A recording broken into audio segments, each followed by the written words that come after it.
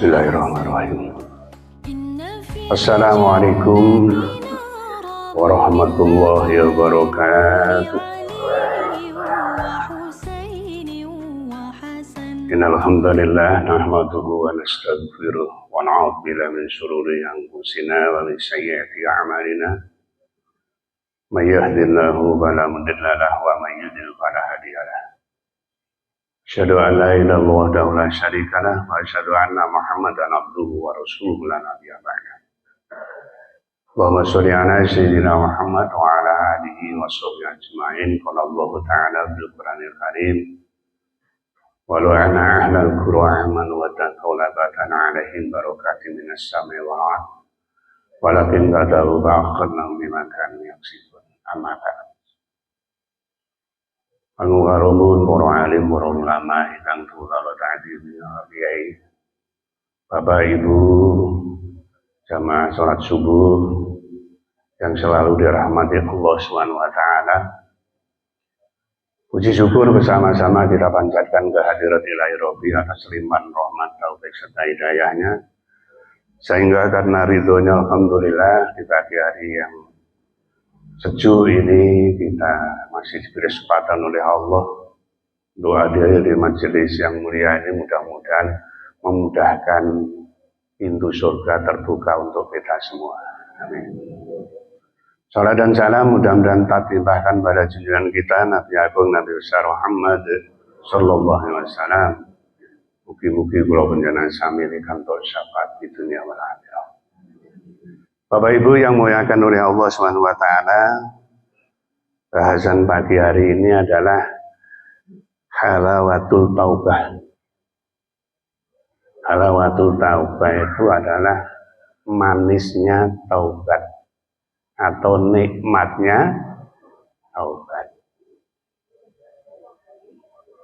Rasa tenang, rasa kedamaian, kebahagiaan secara spiritual akan dirasakan ketika orang melakukan taubatan nasuha. Taubat mencit.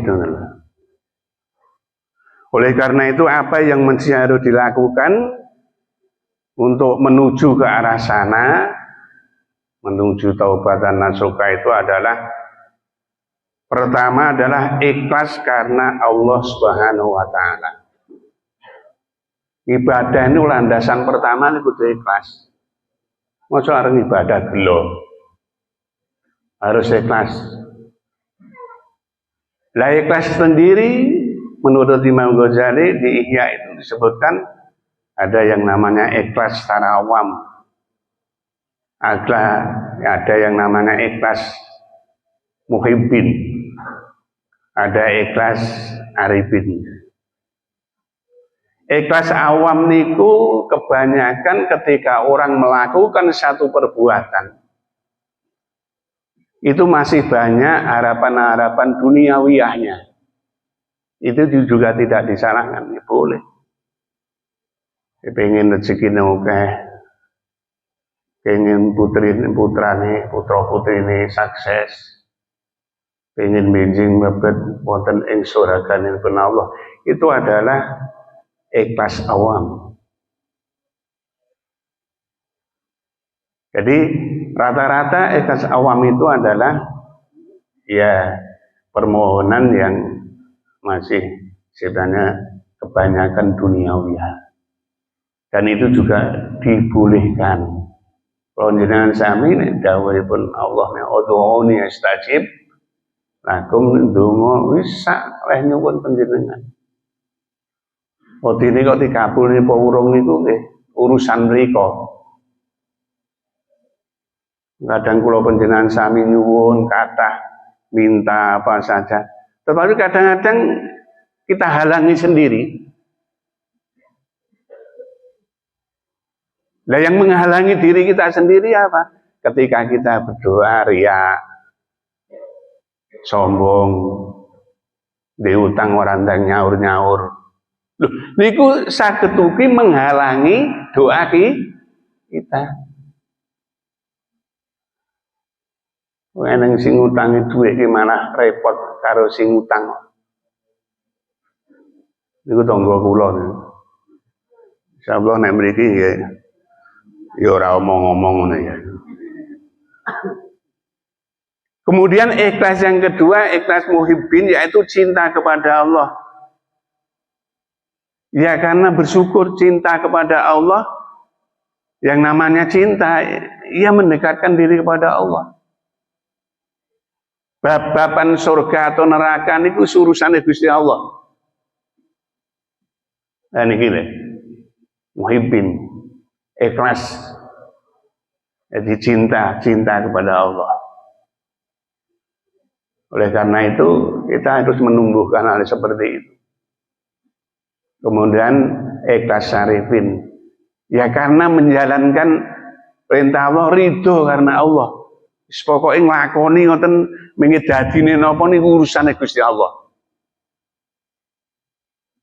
Oleh karena itu Bapak Ibu jamaah yang muliakan oleh Allah, ada satu kisah di zaman Nabi Musa. Nabi Musa ini ketika berjalan-jalan keliling singgah di satu tempat ibadah, yang memiliki masjid, ketemu orang yang sudah tua, tapi kusuk ibadahnya. Sampai Nabi Musa itu heran, ini sudah tua, kusuk. Akhirnya Nabi Musa ini mencari informasi kepada tetangga-tetangganya.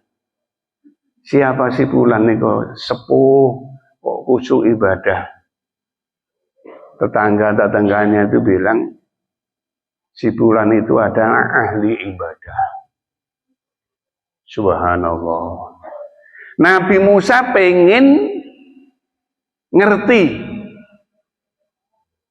pengen komunikasi dengan si bulan yang ahli ibadah itu. Akhirnya menemui di masjid itu, menemui si bulan cerita, kok khusyuk ibadahnya, usianya berapa? Usianya sudah 500 tahun. Subhanallah. 500 tahun itu yang 350 tahun.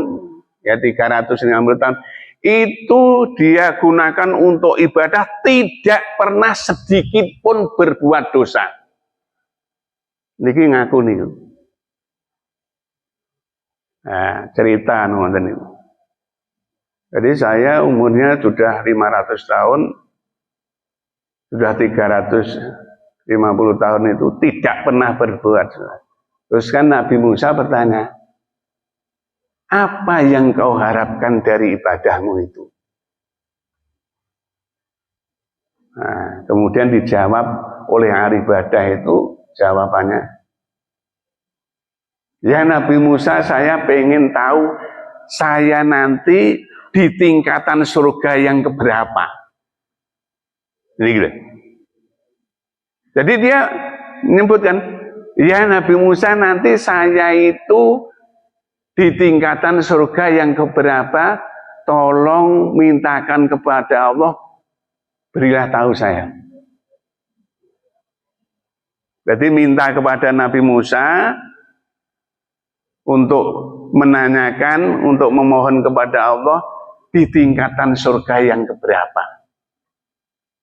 Oh iya, kalau gitu Nabi Musa ini kan salah satu nabi yang bisa berkomunikasi dengan Allah. Akhirnya Nabi Musa mohon kepada Allah penjelasan apa yang diminta bulan itu. Tapi yang paling mengejutkan jawaban Allah itu adalah si bulan nanti adalah di neraka yang bagian bawah sendiri.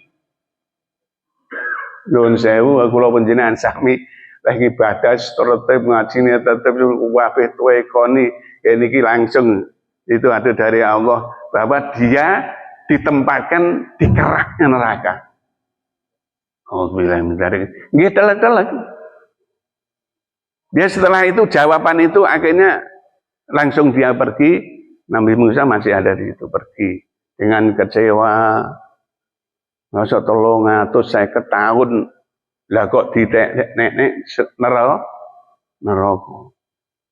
Dia malamnya merenung, berpikir, lah iya kalau saya itu sudah ibadah 350 tahun. Bagaimana tetangga saya yang baru 100 tahun, yang baru 200 tahun, yang baru 50 tahun, yang baru saja ibadah. Kalau saya pun 350 tahun di neraka, lah bagaimana? Dia berpikir, si fulan itu.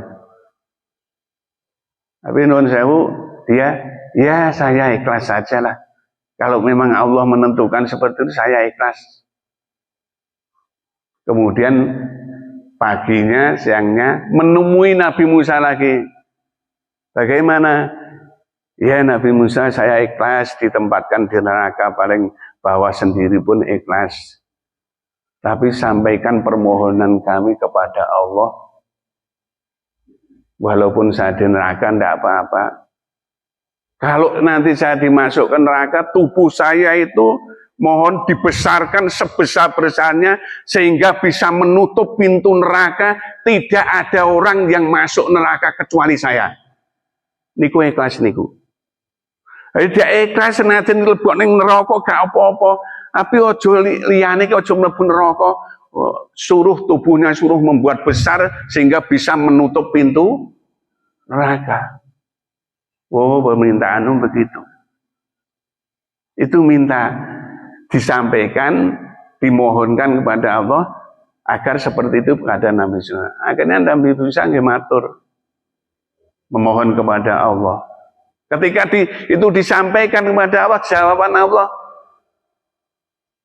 nanti si fulan karena ikhlas menerima keadaan seperti itu dan dia mau menjadi pahlawan, menjadi berjuang untuk menyelamatkan yang lain, maka si fulan akan saya masukkan surganya Allah.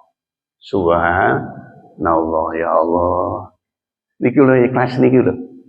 Bilane kula panjenengan sami nek ngibadah ikhlas. Jangan ria, jangan sombong dan lain sebagainya. Karena itu akan menutup pintu-pintu yang lain. Niki ikhlas. Niku dasar niki. Siapa saja kalau kita melakukan hal seperti itu, karena ada ayat Al-Quran yang menggariskan inang jana ilaikal kitab bil haq fa'budillah muhlisana lahuddin. Sesungguhnya kami menurunkan kitab Al-Quran kepadamu Muhammad dengan hak, maka sembahlah Allah dengan mengikhlaskan ketaatmu kepadanya. Jadi ketika Quran itu diturunkan kepada Nabi Muhammad, maka kita suruh yang namanya beribadah itu adalah ikhlas ketaatnya kepada Allah. Mboten sah pamrih napa-napa. Asline Gusti Allah ini pun ngertos kula panjenengan sami. Di dalam hati kita itu apa yang diminta ngerti kan? Ora usah diucap nih, ya tahu. Omlah dongane buanter nang bengok pisan. Tanggane lha kuwi ngopo lho ya. Nah niki. Itu Bapak Ibu. Jadi yang pertama untuk yang namanya nuwun sewu supaya taubat kita itu yang pertama diterima adalah ikhlas. Ibadah kita ikhlas. Jangan menawus pun ngertos Gusti Allah nih. Tapi panjenengan upami nyuwun nggih boten napa. Ya Allah. Mugi-mugi putra kula niki pas wonten perguruan tinggi ini mugi-mugi lancar. Saged mengerjakan dengan benar dan diterima boleh saja. Tapi mengke upama penyuwunan panjenengan ini terjadi akhirnya tidak dikabulkan, ya aja gelo. Iki jane Gusti Allah iki turu apa piye ya? Wala yus kaestro niku. Mungkin jalan lain yang diberikan oleh Allah. Niku yang mesti harus syarat-syaratnya. Pertama ikhlas, kemudian yang berikutnya menyesali perbuatan dosa. Kalau kita pernah berbuat dosa, ketika kita itu taubat, ya menyesali perbuatan dosa yang pernah dilakukan, jangan sampai terulang lagi di waktu-waktu yang akan datang. Ojo kapok lombok, wedes tenan sesuk balen meneh. Nggih, tumbas bakso niku lho. Kapok lombok, wedes seram sesuk balen meneh. Itu namanya pelecehan. Pelecehan taubat. Ketika kita sudah taubatan nasuha, ya jangan mengulang lagi hal seperti itu. Kemudian yang berikutnya adalah berhenti seketika dari maksiat. Kupatin janah bimakari wa kupatin nar bisyahawat. Memang surga itu dikelilingi sesuatu yang dibenci nafsu. Begitu juga neraka dikelilingi sesuatu yang disenangi oleh nafsu. Nafsu niki sing singkat di iya itu sebutkan ada yang namanya nafsu amarah, ada yang namanya nafsu lawamah, ada yang namanya nafsu mutmainah. Nafsu amarah itu mengajak manusia untuk berbuat buruk, kayak perek terus nih. Innan nafsala amarotum bisu. Dan itu, oleh karena itu, nuwun sewu, berhenti seketika maksiat termasuk. Ya di situ di dalamnya. Nah niku. Nafsu lawamah no, nafsu mencela. Tapi kadang-kadang wis taubat, mencela lagi, taubat lagi. Senengane mencela. Juga mencela dirinya sendiri, juga mencela orang lain. Wong liya wis kene bener kadang-kadang. Wis disalan ya. Awak dhewe njaluk bener terus-terusan. Itulah nafsu lawamah, nafsu amarah, nafsu lawamah, nafsu mutmainah. Nafsu mutmainah itu nafsu yang tenang, damai, kebaikan, kebahagiaan, menuju kebaikan. Oleh karena itu kalau bisa kita berusaha semaksimal mungkin mendominasi diri kita itu adalah dengan nafsu mutmainah, mengarah ke kebaikan. Mengarah ke kebaikan. Otomatis dengan sendirinya nafsu yang namanya amarah lawamah minggir dewe kalau kita itu berbuat bagus. Tapi kalau peluang amarah lawamah ini ada, selain perkaranya. Lagi-lagi mendominasi. Nah, ada pertanyaan kadang, nafsu ini udah dibunuh total. Jangan.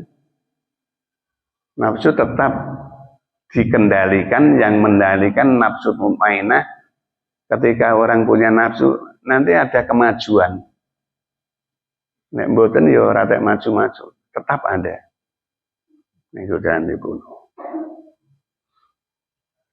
Setelah berhenti seketika dari maksiat yang pernah dilakukan, kemudian bertekad kuat tidak mengulangi perbuatan tersebut.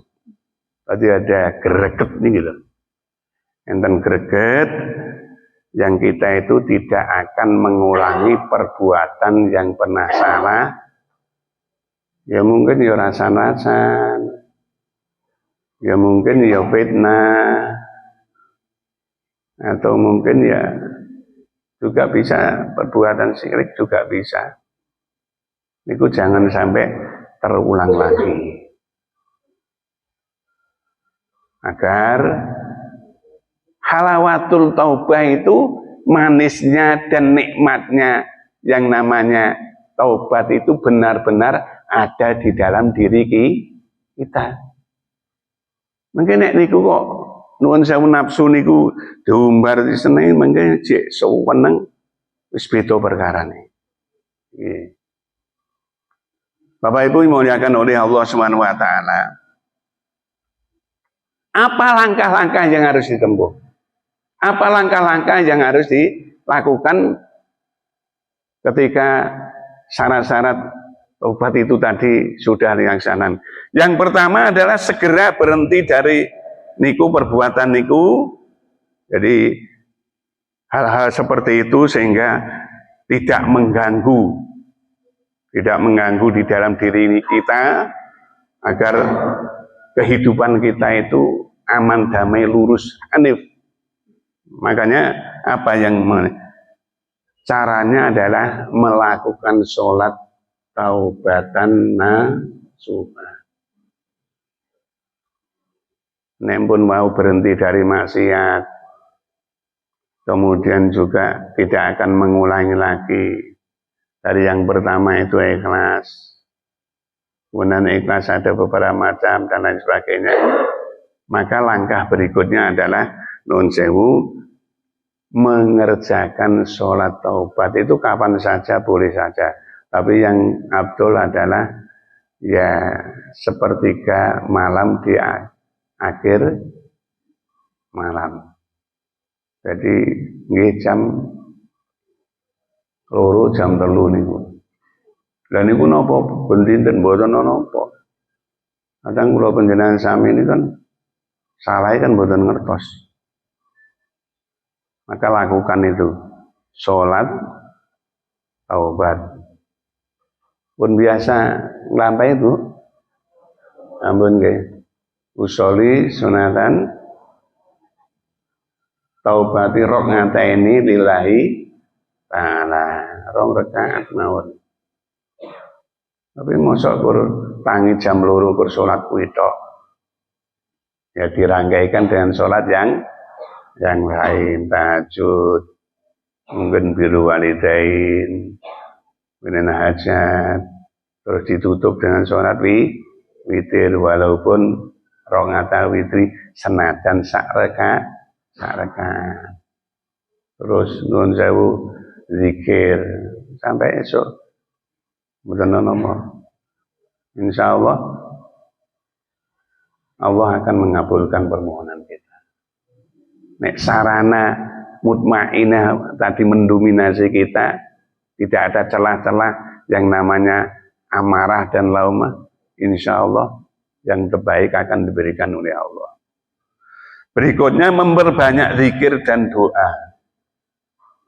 Jadi ketika kita melakukan sholat taubat, memperbanyak zikir. Nah ini kapan saja. Setelah sholat, ada rangkaian itu. Oh ada Pak yang sholat itu, kemudian setelah salam kok langsung belum nopo-nopo. Panjenengan biasa zikir, dilakukan hal seperti itu. Zikir. Jadi zikir termasuk di situ adalah insya Allah mohon kepada Allah, karena alladzina amanu wa tatmainu qulubuhum ala dzikrillah tatmainu qulub. Jadi orang-orang yang hatinya tenang karena ingat kepada Allah, zikir kepada Allah, dan orang yang zikir kepada Allah akan menenangkan hati. Berdoa, berzikir. Ada yang namanya sebelum sholat subuh, setelah sholat qobliyah subuh, kemudian zikir tasbih subhanallah wa bihamdihi subhanallah bilantin ping 100. Niku 5 menit 7 menit selesai kok. Jadi ketika sudah adzan kita kemudian napa niki salat qobliyah subuh, kemudian membaca zikir tasbih itu 100 kali, insya Allah 6 menit rampung itu. Itu akan dimudahkan segalanya dan akan dikabulkan permohonan kita, dimudahkan dalam kehidupan, itu dimudahkan segalanya. Itu tadi ketenangan, kedamaian, ketenteraman, kebahagiaan ketika kita bisa yang namanya melaksanakan taubatan nasuka yang pada akhirnya halawatul taubah. Nikmatnya, manisnya taubat. Sholat sunnah 2 rakaat. Langkah-langkah berikutnya kemudian kita zikir dan mohon ampun, berdoa kepada Allah pun sak kersane panjenengan zikire. Ada yang nun sewu itu di fadilah suratul Fatihah itu setelah sholat malam itu membaca Fatihah sampai 100 kali. Itu setengah jam rampung itu. Suratul Fatihah 100 kali kita baca, kemudian juga memohon kepada Allah. Termasuk suratul Fatihah itu ada suratul Ruqyah. Suratul Ruqyah itu apa? Surat termasuk obat penyakit dari segala penyakit. Menjadi waos ada fadilah suratul Fatihah. Napa-napa enten pedomane ngoten lho, enten pedomane. Kemudian juga langkah-langkah berikutnya setelah sholat 2 rakaat, kemudian yang namanya memperbanyak zikir dan memperbanyak doa, kemudian memperbanyak sedekah. Sering kula aturi dengan mengingatkan refresh ketika yang namanya Nabi besar Muhammad Sallallahu Alaihi Wasallam itu dialog dengan yang namanya iblis. Apa iblis ketika hambaku, ketika umatku itu melakukan sedekah, apa yang terjadi di kelompok iblis CS? Nuhun sewu. Ketika umat Nabi besar Muhammad SAW itu sedekah, yang terjadi adalah tubuh iblis setan sak konco-konco ini seperti dipotong-potong. Akhirnya Nabi besar Muhammad SAW kan bertanya, mengapa kok terjadi seperti itu? Kok tubuhmu CS konco-koncomu kok terpotong-potong itu? Itu sebabnya apa? Manfaat sedekah itu ada 4.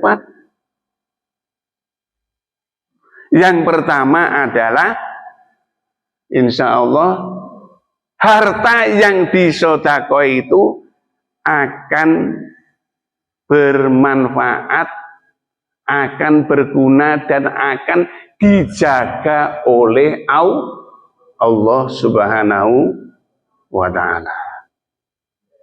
Niku lho nomor 1. Jawabane iblis niku. Sehingga harta yang disedekah itu manfaat sekali. Yang kedua adalah orang yang senang sedekah adalah insya Allah akan disenangi banyak orang. Dermawan itu lebih dicintai oleh orang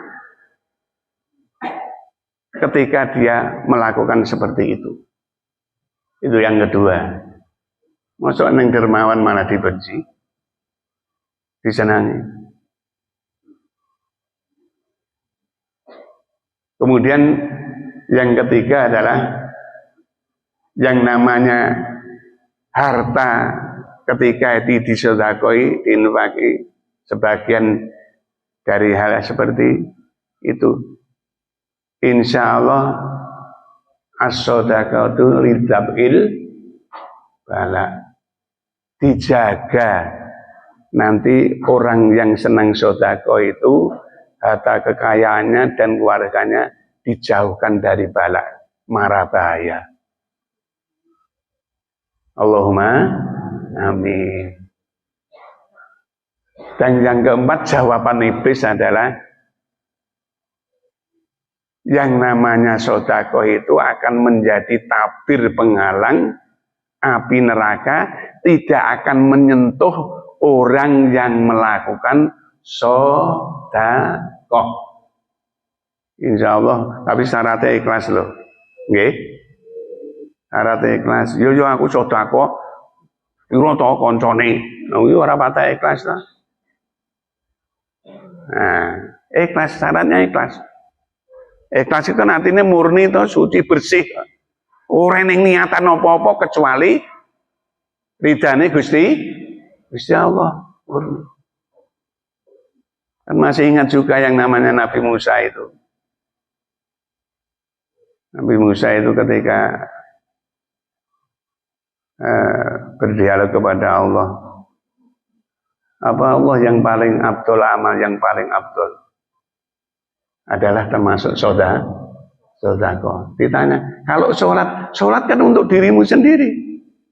Bagaimana kalau puasa? Puasa untuk dirinya sendiri.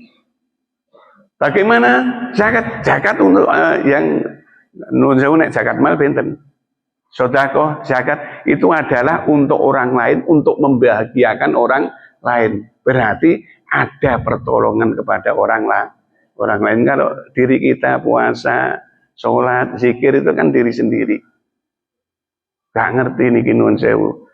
Minggu dikira karo turu apa piye nggih muni ora jane koma wis diniati nawa itu itikaf masjid bima tubullah jane wis diniati itikaf. Bareng bar salat 2 rakaat lungguh nih terus. Nah, tapi oleh Allah dinilai juga zikir karena wis diniati dari rumah. Sedekah. Apa itu? Jadi sedekah monggo. Mumpung kita masih ada kesempatan, ada waktu untuk sedekah, kita lakukan untuk sedekah. Kemudian yang berikutnya adalah setelah sholat, taubat, kemudian doa, zikir, kemudian berusaha untuk selalu bersedekah, karena sedekah juga memperpanjang usia kita. Mboten sah nyuwun Allahumma tawil umurana nyuwun dawa umure, tapi sering sedekah insyaallah didawakne umure kalih Gusti Allah. Barokah. Allahumma amin. Yang berikutnya membiasakan sholat berjamaah. Allahumma amin. Pun ngantos kula panjenengan sami ngantos mengki ngendikan enten pokoke aku nek waras engko nyang masjid bareng waras tenan lali. Berarti ketika bilang itu dia tidak sehat. Mungkin dia sakit. Nah, oleh karena itu ya berjamaahlah sampai tua, jangan menunggu tua baru jamaah. Itu malah arep budal aras-arasan pisan karo sambat ae ngono. Disambat itu Gusti Allah dan lain sebagainya niku. Bapak Ibu yang dimuliakan oleh Allah Subhanahu wa taala, oleh karena itu apa yang mesti harus kita lakukan berikutnya setelah hal-hal itu kita lakukan seperti itu. Tadi yang namanya taubat sudah, sholat sudah, jamaah sudah, maka yang mesti harus dilakukan nuwun sewu berikutnya adalah agar tobat kita itu benar-benar diterima oleh Allah. Karena kalau orang itu menunda taubat, ada 2 hal yang bahaya besar. Kula jenengan sami kok nunda-nunda taubat, maksudnya nuwun sewu tobat dari perbuatan maksiat dan lain sebagainya ngoten lho. Kan yo enten to sing nuwun sewu sing pulang haji nganggo rompi oranye. Nggih to. Urung teko omah wis ditambeni. Berhaji lho. Eneng sing umroh iki ora mulih-mulih ning kauman ngono kuwi. Majeng aler niku pirsa dereng. Ha niku lho. Pak ning di umroh, 3 sasi kok salah karo tengah tahun kok. Urung wayahe balik. Maka ketika taubat ini ditunda-tunda akan bahaya. Bahayanya apa? Pertama, hatinya menghitam karena terus-menerus berbuat dosa, dilumuri dosa. Ketika kita itu berbuat dosa, satu kata, satu tindakan, maka noda hitam itu akan ada di hati kita. Dan terus-terusan hal itu terjadi gimana? Akhirnya hati kita menjadi hitam kelam. Di ayat surat Al-Baqarah ayat 7 disebutkan khatamallahu ala qulubihim wa ala samihim wa absarihim gisawatu wa lahum adzabun adzim. Wes stempel kali Gusti Allah. Maka hatinya tertutup, pendengarannya tertutup, penglihatannya tertutup, gisawah ada penghalang. Dan siksa neraka itu sangat pedih. Ini gila. Makanya pertama, jangan sekali-kali menunda tobat. Paling tidak ketika kita itu nun sewu sosok ngendikan boten pas, ngrasane konggone apa ngasane koncone dan astagfirullahaladzim. Dan cepet dan istighfar mawon. Ketika sudah istighfar, saya yakin cahaya ilahi akan turun ke hati kita, kemudian akan mereproduksi di dalam diri kita, akhirnya pangandikan kula panjenengan sami sae. Sebab apa? Kalimat istighfar sudah keluar. Insya Allah yang lain akan mengikuti baik. Tapi kok istighfarnya orang metu blas, malah mandak sithik kok. Ge wong yo ora krungu ae. Lah mana? Allah di mana? Lho niki lho. Gilane ada hadis yang menyebutkan caranya gimana supaya hati itu tidak ternodai. Inna hati li quluba la tasta'u wa inna janatil qiraatul Qur'an wa dzikrul maut wa kuturul majalis dzikri. Di dalam hati diri manusia itu ada karat, ada noda, ada penyakit. Obatnya apa? Pertama qiraatul Qur'an, sering-sering membaca Al-Qur'an. Ini sering kula aturne teng jenengan. Niki carane ngresiki atine awake dhewe niku sering-sering karate, neyengi, regete, kotorane, nodane supaya bersih, baca Al-Qur'an. Kalau kita baca Al-Qur'an kan tidak ada waktu untuk ngerasan-rasan. Mosok karo maca Al-Qur'an ngrasani lha piye lho? Ora iso. Qiraatul Qur'an. Yang kedua adalah dzikir kelingan mati. Awak ini sehat walafiat, tapi mbuh sesuk kan ra ngerti.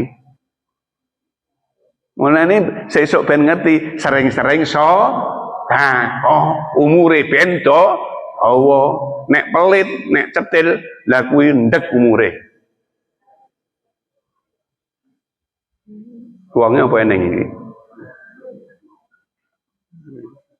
Ora teko deh. Absen iki. Jadi obat ini wau ati niku kersane resik noda-noda ini siji maca Quran, nomor loro kelingan mati. Wa idza jaa ajaluhum la yastakiruna sa'atan wa la yastakdimun. Ketika ajal sudah datang tidak bisa diundur dan tidak bisa diajukan. Tapi nek jenengan niku sering sedekah, maka otomatis iso diundur awake dhewe. Kuwi otomatis niku. Lah kok pelit, kuwi ndang cedak. Wonge ora eneng. Yang ketiga adalah membersihkan hati itu adalah wa kuturul majalis dzikri. Ngeten niki rawuh wonten ing majelis ngeten niki. Saya yakin walaupun sepatah dua patah kata mesti ada yang masuk. Nek ora yo bangeten ngono lho ya. Nek ora yo bangeten ngono. Jadi nomor satu adalah bersihkan hati kita. Yang kedua adalah yang bahaya yang kedua itu adalah sakit bisa datang tiba-tiba sehingga kita tidak bisa apa-apa. Nun sewu saniki, nun sewu. Wong rekmo niki mawon nuwun sewu anak SD neng lho sing putih ngono kuwi. Padahal Pak Buke ora. Kuwi kaget apa piye ora ngerti aku ya. Artinya itu menunjukkan suruh berbuat bagus. Juga sekarang penyakit macam-macam itu menyerang kita. Sinom, yo stroke, si tuwek. Malah saya nemen. Loh, artinya kita kan nggak tahu. Tapi kita harus optimis. Sakit itu ujian. Lah ujian itu bisa datang karena kita durhaka kepada Allah. Nek durhaka kepada Allah diberi penyadaran ben sadar loro kuwi nggih ujian, diuji sabar apa ora. Nek sabar dan tawakal insyaallah gantine swarga. Bisa juga yang namanya itu sakit atau dan lain sebagainya itu takdir Allah. Nanti kalau sabar dan tawakal undu-undunan di swarga. Surganya Allah, tapi nek ra sabar ngloro niku suwambate yo. Sing waras suweneni. Jukukne ra bener kelontang ya gelas kok digulingni to. Masyaallah. Ini namanya ndak sabar. Oleh karena itu nuwun sewu Bapak Ibu, jangan menuduh sakit, kita baru dekat kepada Allah, mumpung sehat dan mudah-mudahan sehat terus. Kita harus selalu dekat yang punya kesehatan, pabrik kesehatan. Sinten pabrik kesehatan? Allah Subhanahu wa taala. Yang terakhir Bapak Ibu, indikator daripada meraih halwatul taubah itu yang pertama adalah ketenangan batin yang luar biasa. Batin ini tenang, tentrem, ayem. Nuwun sewu. Yang niku nek meraih halawatul taubah, batine tentrem ayem, bahagia, tidak ada keresahan sama sekali, karena meraih halawatul taubah, nikmatnya, manisnya taubat. Yang kedua, keringanan dalam beribadah, enteng kan lo ibadah niku, neng masjid budal enteng, ngaji enteng, ngamal enteng, ora wabot ngoten mboten. Oh niki. Kemudian yang ketiga adalah kelembutan hati saat mengingat Allah Subhanahu, hatinya lembut, tenang, damai ketika kita mengingat Allah, dan itu harus ingat sepanjang waktu. All time. Sepanjang waktu, tidak boleh kita sedetik pun tidak ingat kepada Allah. Ketika kita melihat orang lain yang namanya ayat-ayat kauniyah, itu ingat kepada Allah. Mengingat Al-Quran, ayat-ayat kauniyah, itu ingat kepada Allah. Kemudian yang berikutnya, yang keempat adalah kebencian pada maksiat. Uang niku nek pun meraih halawatul taubah, teng maksiat dia benci. Makanya kupatil jannah bimakarihi wa kupatin nar bisahawat. Surga itu dikelilingi, dibenci hawa nafsu, tapi kalau neraka dicintai hawa nafsu. Bagaimana kita supaya hal-hal seperti itu adalah supaya nafsu itu nafsu mutmainah yang mendominasi kita, ya kita tanamkan. Dan yang terakhir adalah perasaan takut berubah menjadi harapan. Oleh karena itu kita tobat kepada Allah. Nun sewu kadang-kadang kan mikir, aku besok kaya ngene perbuat aku nih, kaya ngene iki piye. Enek sing tiyang niku ngendikan, kowe ki ora nate salat pikiran, lah neraka diciptakne Gusti Allah, lah besok sing ngisi sapa lho. Jawaban yo eneng lho ngono kuwi. Ya Allah ya Rabbi. Oleh karena itu perasaan takut ketika kita itu sudah taubat, benar-benar taubatan nasuka, menjadi harapan kita. Nanti Allah akan memberikan yang terbaik bagi kehidupan kita, keluarga kita, lingkungan kita, masyarakat kita. Al-Fatihah. A'udzubillahi minasyaitonir rajim. Bismillahirrahmanirrahim. Alhamdulillahirabbil alamin arrahmanir rahim maliki yaumiddin. Iyyaka na'budu wa iyyaka nasta'in ihdinas siratal mustaqim. Siratal ladzina an'amta 'alaihim ghairil maghdubi 'alaihim waladdallin. Allahumma shalli ala sayyidina Muhammad wa ala ali sayyidina Muhammad walhamdulillahirabbil alamin. Hamdan syakirin, hamdan na'imin, hamdan yu'abadu yukabi majidah. Ya Rabbana lakal hamdu kama yanbaghi li jalali wajhika wa 'ala syarri.